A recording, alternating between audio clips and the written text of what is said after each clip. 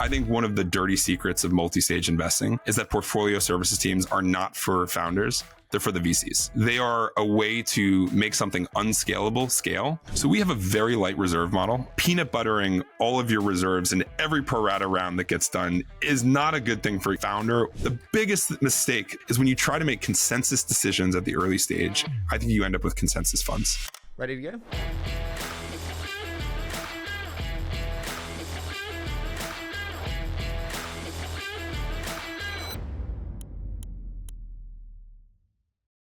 Mark, dude, I am so excited for this. When we last did one, I was actually young, so this is a joy, and I really appreciate our friendship. So thank you for joining me. Harry, it's a total pleasure, and it has been so fun to watch you launch your new fund. I think I read online that it was a 10-year overnight success, and I think that's what most resonated with me. You've been, just doing such a good job crushing it, and I'm thrilled for you. So it's fun to be doing new funds at the same time. Dude, it is great fun. And there's nothing like having your own shop. I always say this to people, like having your name above the door is the most special thing, and building your own is just so special. So I do just want to start with that, which is like, there are so many venture firms, respectfully. Why did you feel like the world needed another one? And what was that kind of realization with the founding of Chemistry? The world doesn't need another venture fund. It needs a new venture fund. There are too many VCs right now, but we wanted to do something different. And what Christina, Ethan, and I started talking about was, and we've been talking about this for a long time, is if you were going to design a fund where you fully aligned the values of the investors with the founders, what would it look like? That was kind of the question that was the jumping point to getting started here. And what we thought about is, first off, it would be smaller, it would be focused, it would be a combination of experienced investors from some of the biggest multi-stage platforms coming together, Avenger style, and seeing if you could do something different. And you just talked about, what it feels like to be an owner. I wanted that. Christina and Ethan wanted that. And we felt like the combination of experience and hustle was something that would kind of be the blueprint for a new fund. So that was kind of the origin of how we started talking about this. And it's been a huge amount of fun so far. Okay, why does fund size correlate to alignment to founders? I don't necessarily think the fund size does. I think it's the purview of the responsibilities of the fund. So for us, having a stage focus, I think is very important. I've seen, and I think, all three of us had seen what the growth of different products and the size of a portfolio does to the focus of an investor. And I think there's a paradox at a lot of the larger legacy institutions where the most experienced VCs have the least amount of time to spend on new deals. And I think that's a problem for founders. And that was something that we thought a lot about as we were debating whether or not we were going to jump into this. And one of the things we thought we could help solve with Chemistry. Is that not just nature of a maturing portfolio, though? Even if you are a Series A only investor at a multi-stage firm, if you're 10 years in to a year, over a 5-year period, you've got 10 board seats there. So absolutely, the longer you're in market, it's the portfolio is like an iceberg. It just grows. And especially in an environment like today where liquidity is not as readily available. That said, I think taking an axe to all the bureaucracy of a large institution gives you superpowers in terms of what you're able to do with your time. What is the bureaucracy of a large institution? When you're running, I think when you're running an organization that is hundreds of people, that is multinational, like many of the large funds are today, I think there's a lot of time spent on people management, on administrative work, and that has a tax on the organization. When I think the most important thing is spending time with founders and spending time with founders at the early stage. They would say that they have incredible teams, and they have IR, and they have legal and accounting and portfolio services, which mean they are able to just be finding the next Dylan Field. What do you say back to that? I would challenge the notion that when you talk about, for example, some of the portfolio services teams, I think one of the dirty secrets of multi-stage investing is that portfolio services teams are not for founders. They're for the VCs. They are a way to make something unscalable scale. And I think right now we're starting to see the cracks of an industry that has relied on kind of subdivisions of the job, whether it's a talent team or a team that's going out and finding customers. But I think what founders really want is not to be disintermediated between the relationship between an investor and the founder. That's really the premise of our fund, and one of the things that I think that some of the industry has gotten wrong. Now, I would also clarify, I don't think it started that way. I think the intention, and if you go back to the innovation from 10, 15 years ago, when Andreessen Horowitz started, it was a great idea. It was this sense of, excitement and innovation for venture. But I think where we are now is it's become more of a crutch to these organizations to try to get leverage in an area that's very difficult to do. I think it's also used as a justification for the increase in fund size, because now you can show to LPs, well, we've got 10 people in talent, 10 in BD. We even do sales for our companies, in which case we need the new huge fund because this is how we've structured our team. I would agree. And I think, again, it's not that there aren't great people in these functions, is that I think what founders really want is a direct relationship with an experienced investor. You said it kind of like, what would it be if it was like true alignment between GP and founder? Sounded so nice. So do you guys only take common shares then? Because I'm being serious. I can be deliberately spicy with you. You can absolutely be spicy. I think when we think about alignment, it's more about putting the incentives in terms of where you're spending time. And I think being able to, when one of the things that pulled us into starting a new fund, and I bet you saw this as you were kind of going through your fundraisers as well, is this sense from founders that we want experienced investors that have time to spend with us. And we want something new and fresh in the ecosystem. And I think that's a lot of what we're trying to bring here. Do you know what? As I get older, Mark, I'm sorry, it's the end of the day on a Friday, dude. I take the Keith Boy school of thought, which is like the best founders don't need you. I say to founders, listen, generally 90% of VCs don't really add value. I try to be no different, but I'm a really nice guy. I will always have more money for you, and I have the world's best network. Other than that, inshallah. But I will never be a bad investor for you, and I'm super supportive. And I think they love that. It's like, just don't get in my way, give me fucking money, and shut up. That's what they want. Well, first off, I think that you would clear the bar for 80% of the industry by doing no harm. And I would agree with that principle. The other thing that I would agree with is at the later stages, that's all that matters. When you're doing it, when you're picking what growth investor you want to work with, what you should care about is the price and them staying out of your way. I would disagree with you at the early stages. And my experience over almost a decade of doing this is that there are times, even the best founders who are running autonomously, there's a concept that one of my great mentors, Mike Volpe, talked about, magic moments for a founder journey, where it's not about placing the IC, employee 142, the resume in the right spot of the company. It's about building a relationship where when the founder is questioning, hey, I'm not sure if I'm working with my co-founder, and they want to call you at 11 p.m. on a Saturday night, you pick up the phone and you're there for that person. And when that company does well and they remember, like, what were the important moments in my founder journey, I think those are the things they think about. So I would disagree with you at the early stages. I do think building that sort of trusted relationship is ultimately what makes an excellent investor. Though I would say a great investor might just be do no harm. I agree with you. I think this is one of those ones where there's nuance, because you're speaking from Silicon Valley and I'm speaking from Europe. Our competitive sets and landscapes are very different. I guess my question to you is, like, when you looked at that landscape, why were you like, yes, we should be here? I mean, when I joined Index Ventures almost a decade ago, the pitch that I would give to founders when I didn't have a brand or a portfolio was, I'm going to out hustle anybody else. And I remember some early deals where I would be going head to head with the equivalent of a Lod Gill from 10 years ago. And a founder would say, why would I choose you? You're an associate. You have no experience. And I would say, that's my advantage. My advantage is that your success matters so much to me that if this doesn't work, I don't have a job anymore. And that pitch didn't always work. I lost a bunch of deals, but I won a bunch of deals as well, because they're different products. That choice is good for founders. Our view with chemistry is that the idea of having a small team, clean slates, that's playing offense at a moment when many people are distracted, is a really interesting idea for founders that want that kind of relationship. And that's actually why we named the fund chemistry.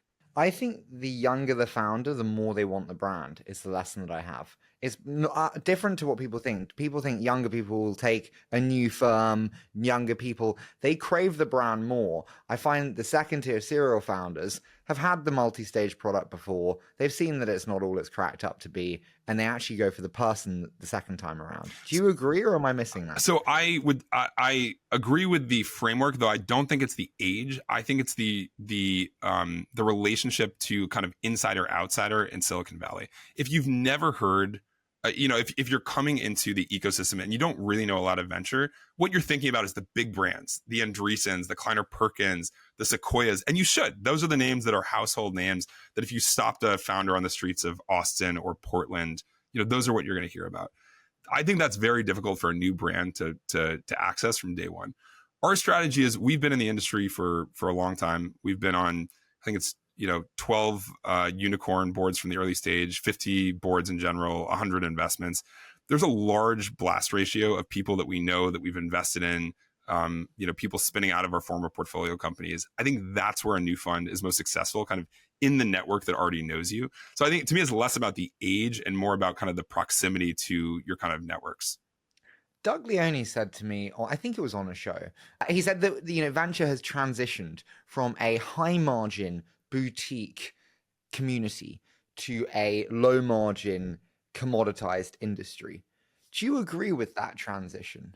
Well, first off, that's really interesting for somebody who is leading one of the most successful multi-stage funds. And God bless Sequoia. I mean, their ability to innovate as a leader, I don't envy that challenge. I have always enjoyed being a challenger and punching in that direction. So for him to say that is a very interesting. And say their funds are relatively constrained for what they do. Like their seed fund is 190. I think their growth is like $1 billion. Like they're not crazy. They are always collated in this, like Sequoia raises 8 billion and you're like, wow, another SoftBank. But actually, when you look at it, they are quite constrained products. So what I would say is I think the direction of the industry, and I'm sure everybody who observes the industry would say the same thing, has been one of industrialization in the last decade. And when I say industrialization, what I mean is the boutique experience of, hey, there's going to be a handful of partners. You're going to know everybody there and their reputations. That was kind of the past. And the future seems to be this sense of, let's increase the AUM, let's increase the team sizes. And I would challenge even you, Harry, to say, at some of these big platforms, name more than 3, 4, 5 partners when there might be 30 check writers. So that's what industrialization means to me, is when you know the name, the brand of the institution, but you might not know who the check writers are. But is chemistry a reversion away from that industrialization back to boutiqueness? That's exactly right.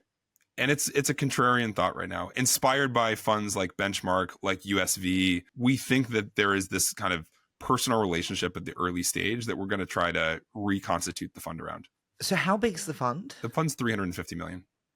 How did you come to 350 million being the right size fund? And stage-wise, this is seed and A? It's seed and A. It's lead checks at seed and A. And it was really a bottoms-up exercise. We thought about what is the right pacing for each GP. And for us, when we looked at our investment history over the last 10 to 15 years, it was about 2 to 3 investments per year. There were years that, in 2021, I did far more, and, which was the wrong decision at that point. But when we looked at what was the right number, it was about 2 or 3 investments per year. And that's how we built the fund, that's about the pace that each GP should have in the fund. It's about a 3-year fund, and we'll have, about 25 investments in each fund. Do you think it's big enough for the A?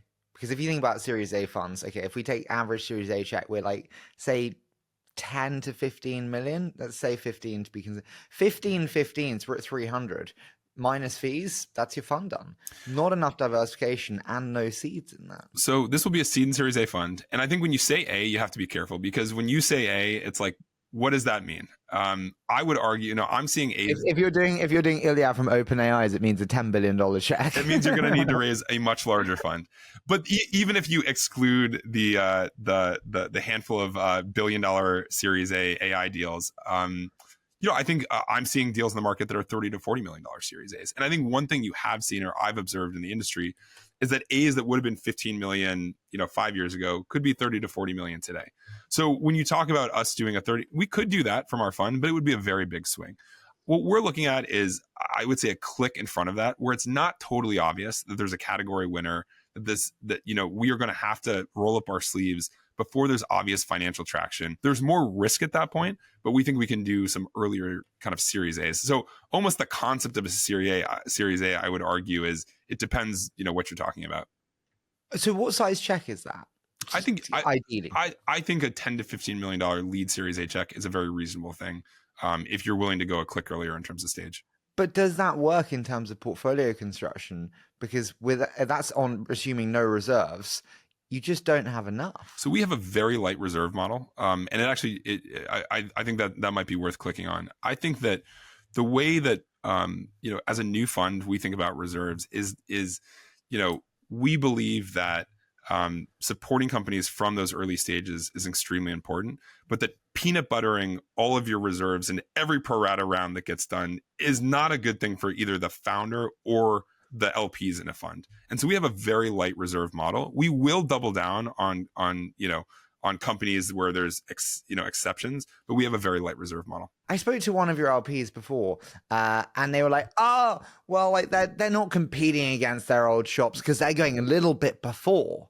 And I was like, "Yeah, like I compete with all of their shops, and I do pre-seed, so they are competing." How do you think about that? So first off, we're going to be competing, we're going to be competing with everybody, and that's fine. Yeah. I mean, this is an industry where you're both working with people on one deal and competing against them in the next. But we are certainly going to be competing tooth and nail in every deal that we're in. But we think that's a great thing for founders. Founders should have choice. Do you worry about the expanded round sizes? Something that I am genuinely just concerned about right now is like the amount of $8 million seed rounds where I'm having to stump up 6 for not a huge amount of traction at a pretty high price. And that's kind of becoming the norm. I think you have to play the game on the field. And the question is, are there good companies that are emerging right now in this vintage? I would say yes. Now, are there ridiculous deals happening that I don't think fit the risk return profile for you or for me? Absolutely. But I think, around that, there's plenty of work to do. How do you determine when to pay up versus when to sit it out? Like when it's just not a chemistry deal? So the answer to that... I look at like my biggest mistakes this year have been Suno and 11 Labs. And both of them I didn't do because they were small checks, probably like 1% each. And that didn't fit the model.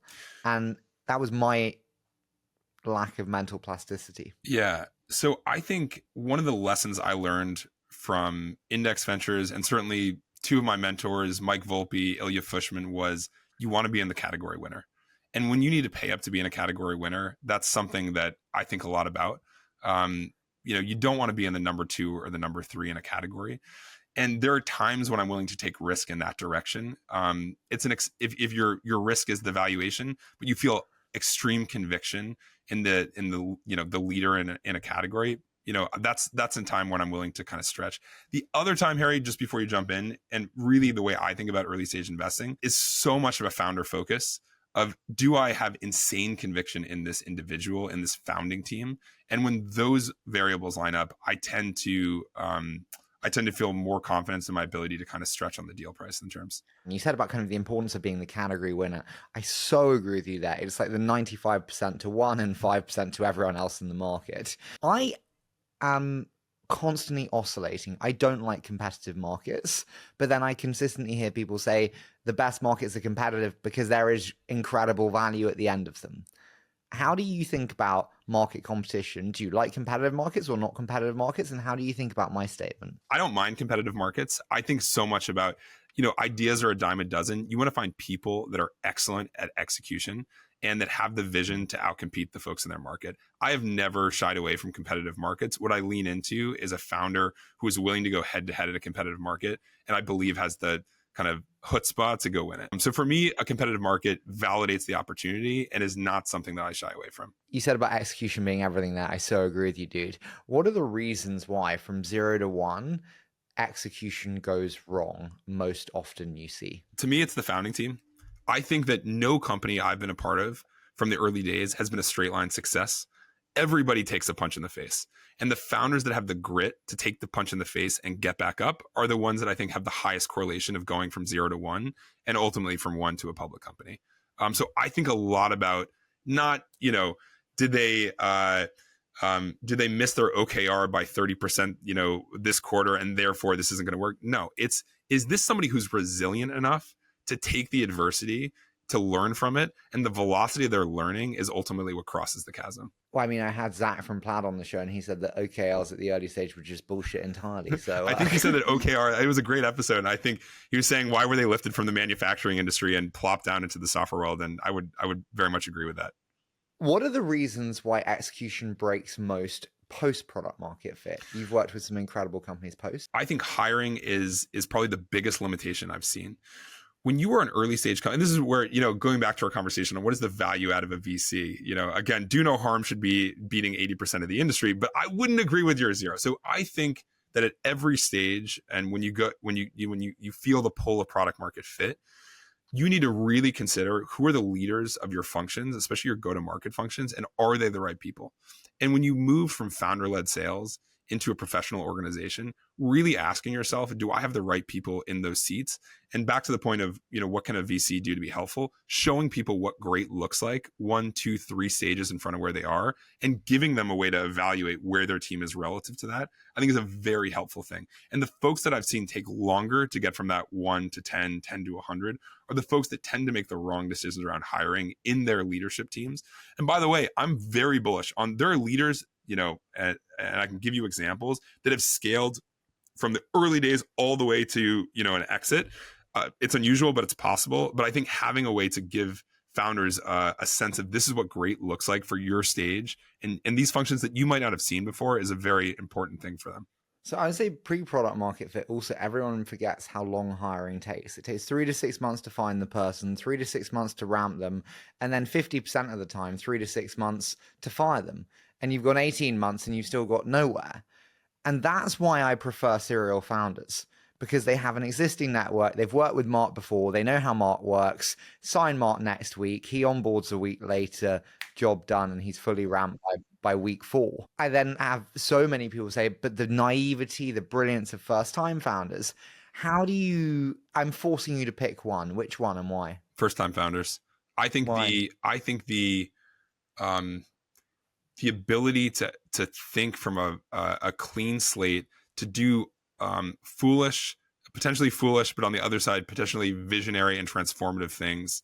The hunger and the naivety that you described in a first-time founder, I think outweigh a lot of the benefits of having seen the show from 1, 2, 3 times in the past. There are caveats. I love founders that have tried and not broken through with a first business. So a founder who feels like they gave it a shot, but ended in a place that they weren't happy with, and they have a chip on their shoulder, I think is a great profile. A founder who has done so well that they are financially independent, or they might not have the same level of hunger that they brought to their first business. I'm less excited about that.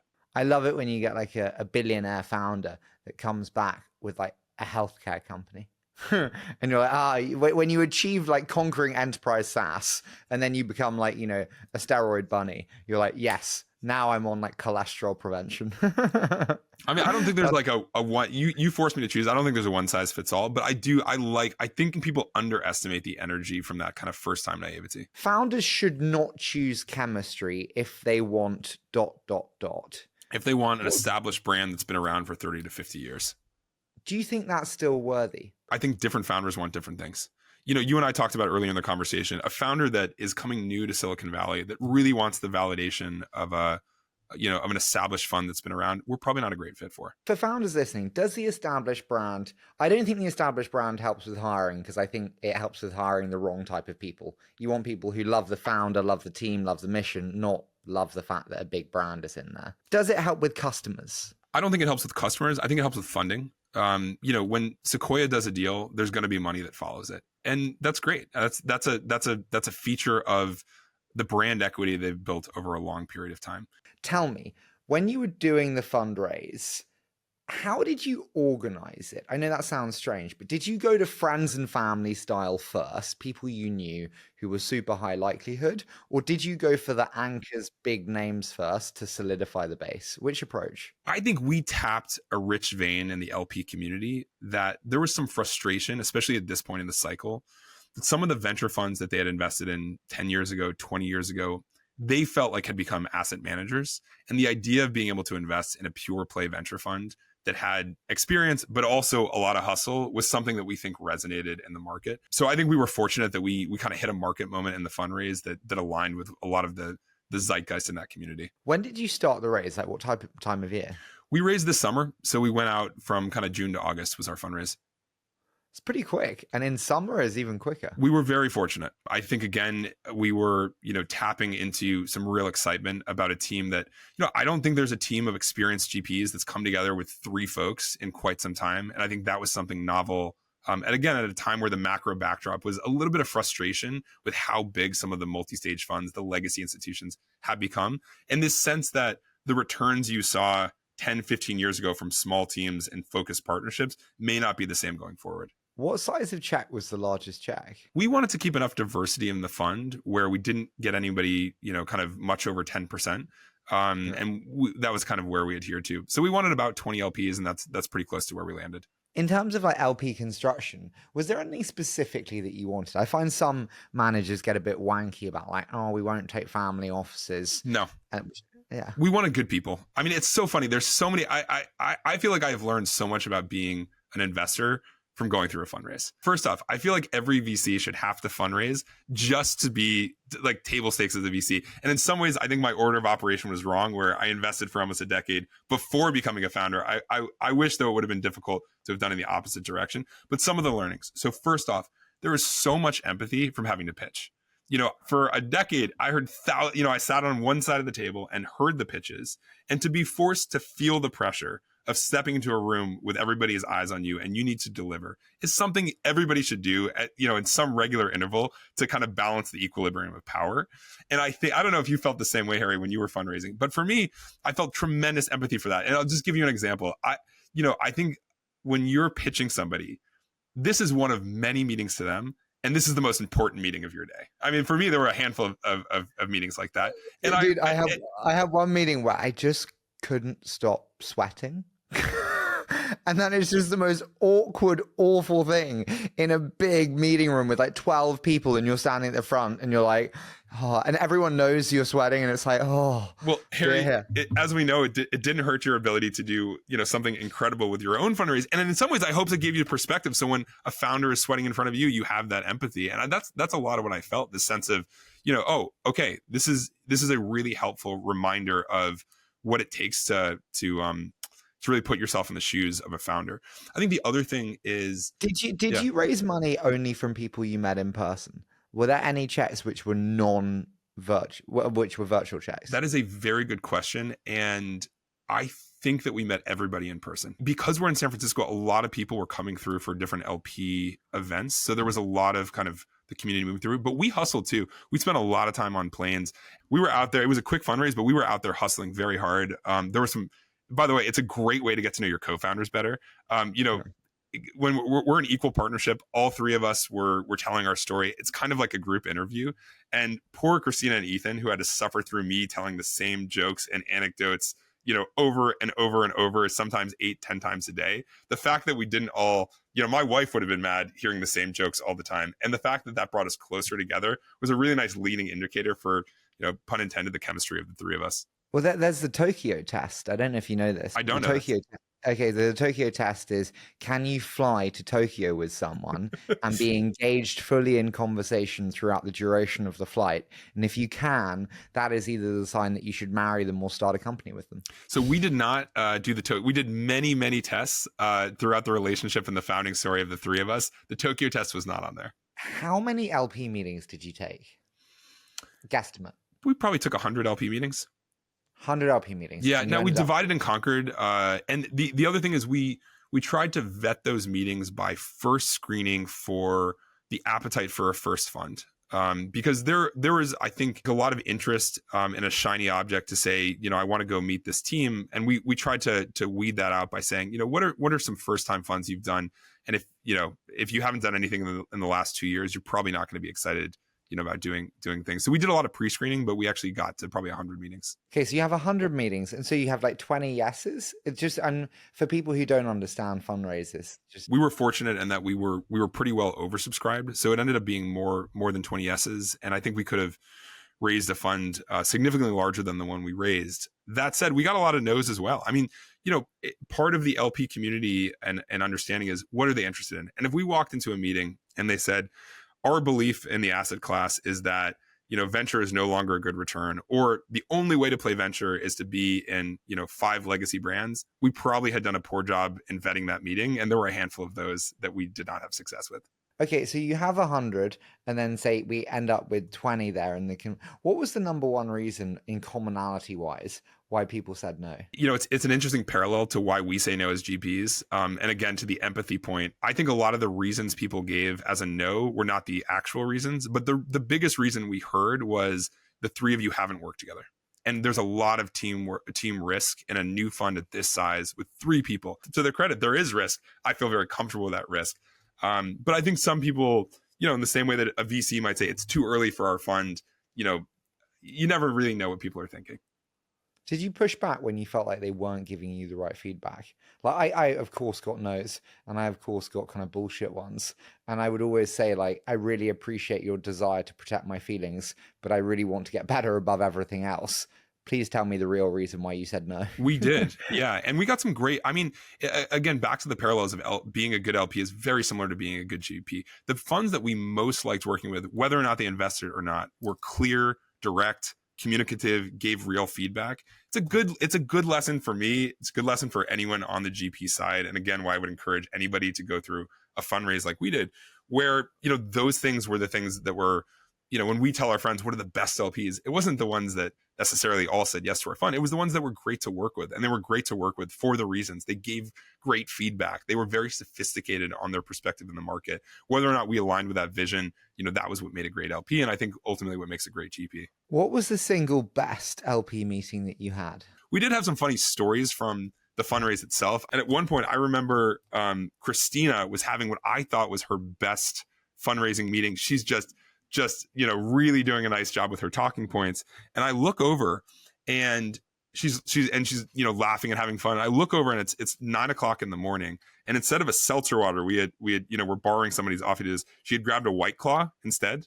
And so she's drinking, her second White Claw, thinking that she's drinking seltzer water. And, we had a few things like that where, you just kind of have to laugh in hindsight. And we had to tell her afterwards, we didn't want to stop the train at that point, but we had to tell her she wasn't drinking, something that was seltzer water. So, Mark, did you have any terrible ones? The terrible ones were more misalignment, I would say, where we would get into a meeting and someone would ask us to pitch venture capital as an asset class. We had 1 or 2 of those where it was like, why is this asset class still worth investing in? That was more, again, an alignment challenge where, if you're starting from that question, we're probably not in the right conversation. And we did have a few of those. Did you find one group more sophisticated, intelligent than others? Foundations, endowments, family offices. But one of the best pieces of advice we got was build a diverse set of LPs, and not in terms of the institutions you just described, fund to fund, family office, endowments and foundations, but people that, think differently and think independently.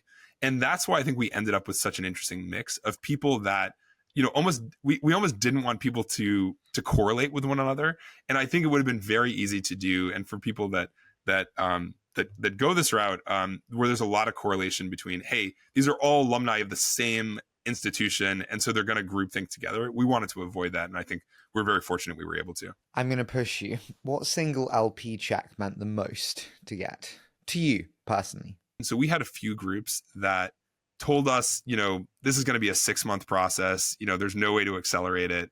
And after the meeting, we're kind of done in 2 weeks. And we loved that kind of speed to conviction. And that meant a lot. Some of those early conviction checks where, we weren't sure exactly how long the fundraise would take. And having a few people say, like, we believe so much in what you're doing, we're going to make exceptions to do this quickly and to get behind you. That was a very important moment in our fundraise, and something I won't forget in terms of, kind of the speed at which people moved.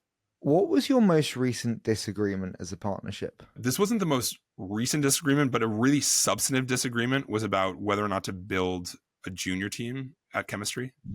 That was where did that net out? We are doing it, but I'll give you some of the color around it. So I came in with more perspective that we need to be extremely streamlined, and that, having a GP only group is going to be, an advantage in terms of the ecosystem. I think Ethan and Christina had a much stronger feeling that working with with a junior team is going to add an element and a dynamic element in terms of different ages, different networks that's really going to complement the GPs. What all of us were aligned in not wanting to recreate was the hierarchy and institution and bureaucracy of a really large organization. So what we netted out to is just a very small junior team. We're going to have 2 folks. We've hired one so far who's fantastic and already making a massive impact on the fund. So we kind of, but that was something we really needed to unpack and try to think about the pros and cons. Are you doing office? Are you doing remote? Office, in office every day is a really important tenet of how we think about building. We're a new team. We're a startup, right? Like we need to be shoulder to shoulder. If you could choose anyone to join as the 4th partner, who would you choose and why them? There are a lot of good people in the ecosystem. Some of the folks that I respect immensely are the Excel venture team, Dan Levine, Vasnath Rajan, some of the folks that I would describe as similar age to the 3 of us. They're, that are doing a tremendous job in the ecosystem. There are some funds that I would consider new guard funds that are, a little bit in front of us. I think Sarah Guo has done a tremendous job with conviction. Jack Altman doing amazing things with alt capital. It's probably the most dynamic moment in 20 years in venture, where you have these legacy institutions that are dealing with generational change, huge portfolios. I definitely said this to LPs, which is like, I think funds is very much, fund investing is like, a company investing in a couple of ways. One, the best fund managers are like the best founders. They make you feel a little bit uncomfortable with their intensity. Yep. Yeah, we've said this before, but Nikolai at Revolut isn't always the most calming influence. And then, second, there needs to be a why now. There needs to be a moment in the ecosystem that causes this company or fund to be more exciting today than it was yesterday. And I completely share the perspective there. I do worry there's just too much money in this ecosystem, though. And for me, dude, the cost, I lost a deal this week. And I lost it because the competition doubled the price and accepted common shares. Yeah, I think both can be true. I think there can both be a shakeout that is already happening in terms of the amount of dollars. And I think there can be a turnover between an old guard and a new guard. And I think you and some other funds I respect represent that next chapter and what a new guard. But I think there's a moment. And I don't think that moment existed 3 years ago, 5 years ago, even 10 years ago. And I think it's happening now. Are you worried by the extended window of privatization by great founders like the Collisons, bluntly just continuously being private for years and years and years? No, I'm not. First off, I think products will evolve to create liquidity for those late stage private companies that give liquidity options to early stage investors. So I think the market will evolve. So just because companies are staying private longer doesn't mean I think the liquidity duration will be as long as it is today. I think we'll see innovation in that area. So there'll be more secondary opportunities for early stage invest. I mean, my belief is the capital markets will create new products to solve for that. I do think that you need to have a long-term outlook in this industry. And even when I started fundraising, I thought the duration of a fund was 10 years. And I was surprised to learn that many of the LPs said, we rarely see closed funds before 15 years. And, that's, I think, just you have to have kind of the stomach to be in this for a long time. Have you had your first carry check yet? I have. When did you get it? What year? I was very fortunate to join the venture industry at the end of 2015, early 2016. And I'm very grateful to have been at a fund that did really well in those vintages and was able to get some liquidity. So, I'm fortunate that I've seen that. Okay, I'm going to make a statement. You can agree or not. I don't think many of the 2021 vintage funds will return 1x. Agree or disagree? What I would say is I don't think those funds will do very well. I mean, the vintage is going to be very, very challenged. Will it be a 1x? I don't know. I think it'll be better than a 1x. Maybe, but they're going to be tough funds. What happens to all the companies that are marked up insanely highly with insane valuations by many of the multi-stage funds and are worth 2 billion, 3 billion, not 10 billion? I think we're already seeing some of the oxygen being sucked out of those companies. I think, as you talk about your frustration with founders choosing to kind of raise at terms that feel unreasonable, I think we're seeing the other side of that, which is many companies wish that they'd taken a more graduated approach to their fundraising, because the momentum, the cultural momentum, and I've got some companies that have been very thoughtful in this and deliberate in this effort. The momentum you lose when the employees know that the valuation isn't realistic, I think really hurts the morale and hurts the ability of the company to kind of do its best work. So I think really deliberate founders that don't overstretch, actually, you're kind of seeing the advantage of that, but everybody has to kind of go their own path. So I kind of have this new approach, which is I say, listen, I will let you choose the price. And they're like, what? And I'm like, there's just one clause. whatever price you choose, you have to be 90% confident that you can 3x that by the time you're going to raise your next. And if you don't, I'm going to be pissed. Yep. How's that working for you? Honestly, founders love it. Are you seeing bigger or smaller numbers than you expected? Smaller. I mean, that's amazing. Because they're like, oh shit, the 25, I don't know if we'll be 75 when we're 1 million in ARR. And so, especially at seed, I'm seeing the 25s go to 15s because they're like, I could do 45, but really confidently predicting 80. It's quite hard. Yeah. I mean, I think it at least changes the tone of the conversation from one of, this is a zero-sum game where the valuation is a reflection of my self-worth and kind of a scoreboard win, to one of, let's put this in the perspective of a long-term journey. So I think it's a really interesting framing you're giving to founders of, let's think about this in a different way. I'm not literally letting them choose the price. No, of course. But it's a little bit of mental jujitsu, which I will think hard on. How do you think about, bluntly, investing in AI today, given rounds being the sizes that they are, being the competition being what it is? How do you think about that? So I think we're already seeing kind of the oxygen in this bubble kind of start to get sucked out. Now, obviously there are exceptions. There's still some extremely unreasonable deals happening within AI. What makes you say that we're seeing the oxygen sucked out? Because I don't see that. I think that just calling yourself a .ai company is no longer tacking the same premium onto your business as it would have a year and a half ago. And the people that were the same camp of founders that were a .xyz during the crypto boom that have migrated to .ai for the AI boom are starting to recognize that they actually need a sustainable business, and that's what they're going to be evaluated on. Now, that doesn't mean that there aren't rounds happening at the red hot center of the AI infrastructure ecosystem. But I do think you're starting to see some pullback and some proportionality brought back into the other side of the market. So when you it doesn't sound like you're seeing that by the way you looked at me. No, honestly, I see it being more crazy than ever. I mean, I met 3 companies that raised it north of 750 pre-product. How do you structure decision making as a new firm? So we are a single trigger model, which means that any one of the 3 of us can make a decision on an investment and go with it. Now, the biggest mistake that I have seen from kind of other, from my own personal experience and from other funds is when you try to make consensus decisions at the early stage, I think you end up with consensus funds. And I think it's the errors of omissions at the early stage where one person or 2 people have super strong conviction in an idea that end up being the outliers. So if you think about the outliers, you're going to get, when you open the aperture, when you've got kind of the decision framework that I just described, you're going to get both. You're going to get deals that don't do as well, but I think you're also going to solve for the extremes that do very well. And that was the model that we landed on. You mentioned the sin of omission there. What miss weighs on your mind most? Chime. I really love that business. From a fintech perspective, it was one where, I would love to have been a part of the early stage rounds, and kudos to the folks that figured that out earlier than I did. I think why is Chime a third the size of Revolut in a market that's 5 times bigger? I think nobody has really cracked the product velocity that Revolut has. I mean, Revolut's product velocity is just unparalleled in really any market at this point, including Nubank. And you could argue the US is a harder market to differentiate on features, but Revolut has had a superpower, and they just move so quickly in terms of the breadth of products they're able to offer its customers.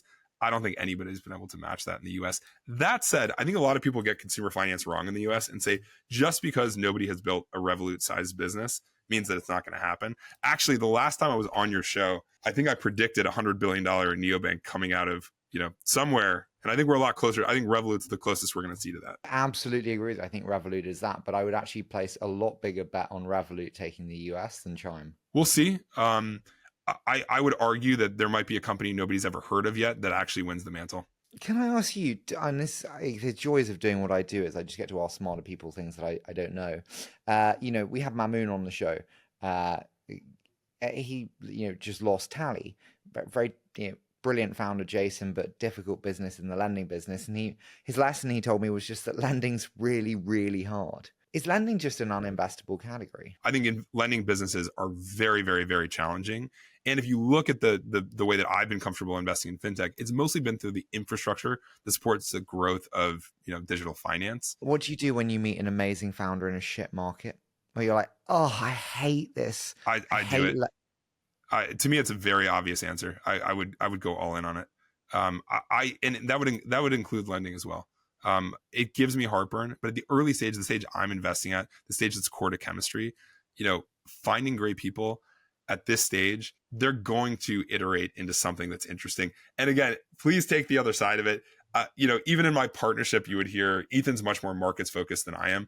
But for me, great founders figure out a way to create market. I mean, if you look at, I was very fortunate to see some amazing companies from Index from the early days, whether it was a Figma, whether it was a Wiz, whether it was a Datadog, companies that, have been able to build TAM by just increasing the surface area of their products. I mean, that's the lesson I draw from some of those businesses that I've seen from the early days. My question to you is, what other markets are you like? Ugh.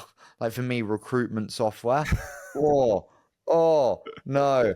And like, honestly, I'm really sorry. Education, ed tech just fucking sucks. Okay, it so sucks. It's funny. We just looked at a recruiting software company. So I'm just laughing about that. But what I would say is one of the dangers of experience and having done this for almost a decade now is shutting your brain off for a category that didn't work in the past. So I have a little bit of an allergic reaction when you say that, not because I disagree with you in any of those specifics, but in the sense of, I think what's a trap that people fall into, and this happened in fintech. If you look at the evolution of fintech, in fintech, the most knowledgeable people were a bunch of the East Coast funds that had spent 2 decades inside of financial institutions and knew the market way better than the West Coast funds.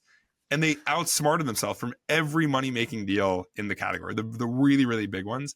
And the West Coast funds that had the naivety to lean in, I think still did really, really well. So I would say the smartest in fintech are Matt Harris and Mickey Malka. Yep. Listen, though, I mean, and they've made a fuck ton of money. What I would say is Matt Harris is probably the smartest and best fintech investor out there. I mean, Ribbit's obviously incredible as well, but Matt Harris, I think, has kind of set the direction of fintech for a very long time. But what I would argue is like that knowledge can be counterproductive as well. If you know too much, because the crazy ideas are crazy, right? Like you can outthink yourself from any good Series A by overthinking. I've done it myself. I've seen other people do it. And I think knowing too much can actually be dangerous. So what industry are you like? Sales tools. I mean, like the next AI for sales tools company. I have a very hard time, keeping an open mind at this point. I did 11x. You mentioned at the beginning. Listen, I know how well they're doing, but I just have a hard time, seeing. I've just heard the pitch so many times. There's a lot of activity that I don't think is going to go anywhere there. How do you turn people down? Do you say the honest truth, or would you rather gloss it over because there's no point being that honest and blunt? My answer to that question has changed by fundraising myself. There were a lot of times where it was easier as a VC just to say something polite to not give people the real feedback that I've done in my career. And having been on the other side of a fundraise and now felt the other direction, I think it's really helped me understand how useless that is and the importance of giving strong constructive feedback. So I feel very strongly about doing that. The other big change, though, in you is you've moved from a multi-stage fund where you have to preserve optionality and you have to keep them on side. Harry, that is such a good point. That is such a good point because you can be wrong and right at a multi-stage fund. When you're doing what we're doing at Chemistry, you get one bite at the apple, right? And that's actually, for what it's worth, that's a new muscle for me. But it's also really empowering, and it's one of the reasons I'm having so much fun right now because it focuses you in a way that I had not done before, where the danger of the optionality of being able to do every stage at every time is you have to keep so many doors open.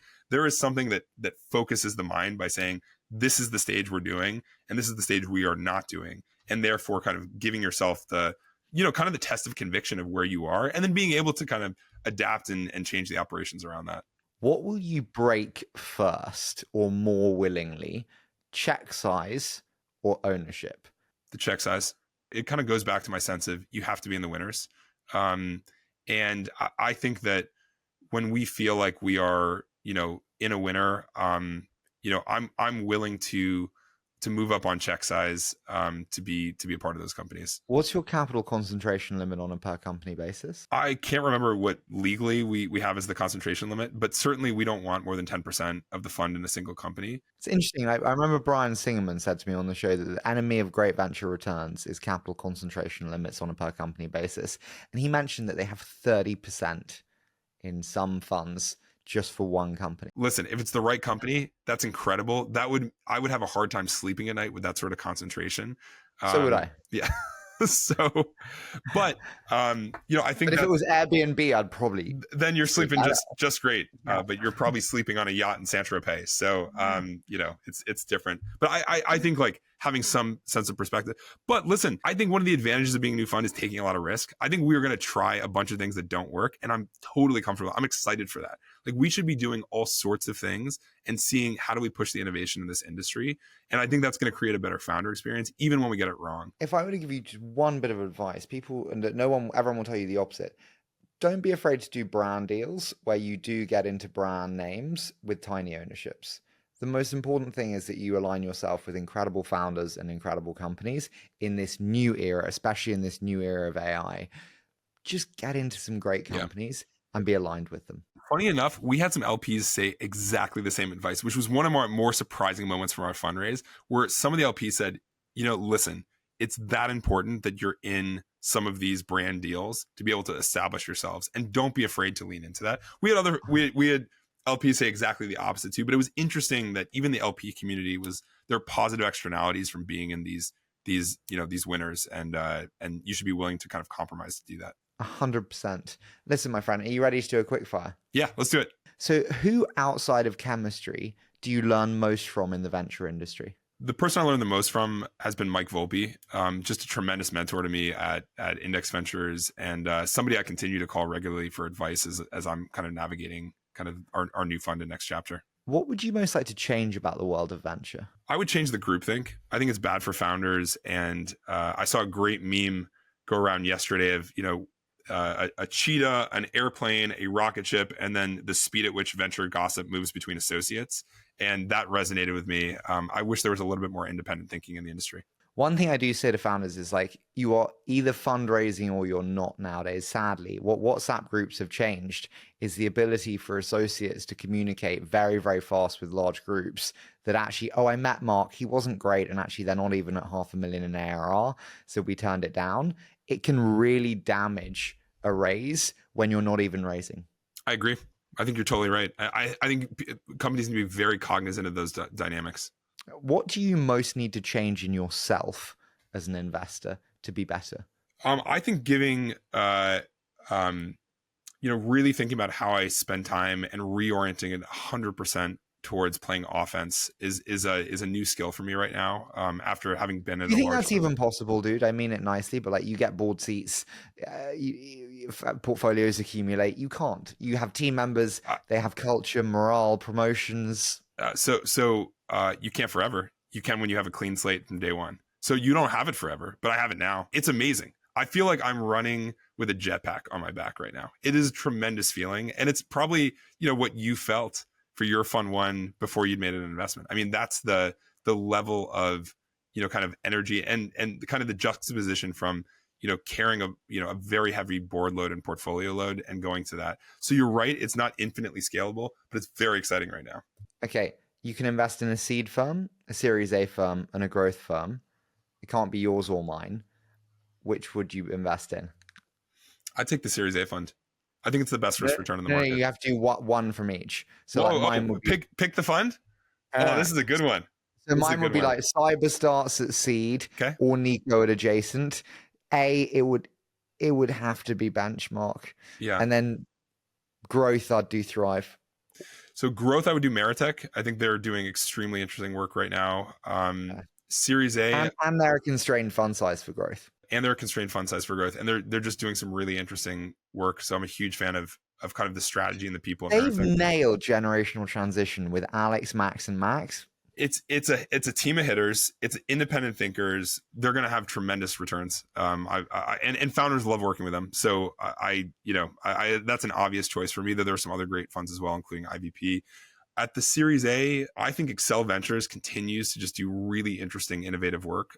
Very independent, very strong crew between Dan, Voss, Steve, a bunch of the other folks there, Amit. And it's seed. There's so many good, interesting seed funds right now. I have a hard time giving you one off the cuff of my head. Come on. I'll tell you what, though, we worked out of the Uncork office to start the fund, and they're a fantastic institution. What's the most challenging thing about starting a new firm? It's hard building something from scratch. Here we are before this interview. I was trying to figure out how to get my microphone and lighting set up, and at a big fund, there would have been a whole team helping me do that. And I think just it's both the fun part and it's also hard, and that's, I think, what makes it fun. Mark, what question have I not asked that you think I should ask? You've asked a lot of really good questions, Harry. Can I ask a tough one? Yeah, please. Do you think richer investors make better investors? Because you're not afraid, richer, like personally wealthy. Yeah, because you're not afraid of downside. It's like, you see nobody upside. has ever asked me that. That is such an interesting question. My gut reaction is to say the opposite, which is that, the wealth level correlates with lack of hustle, and therefore, but that's actually not in practice what I've seen.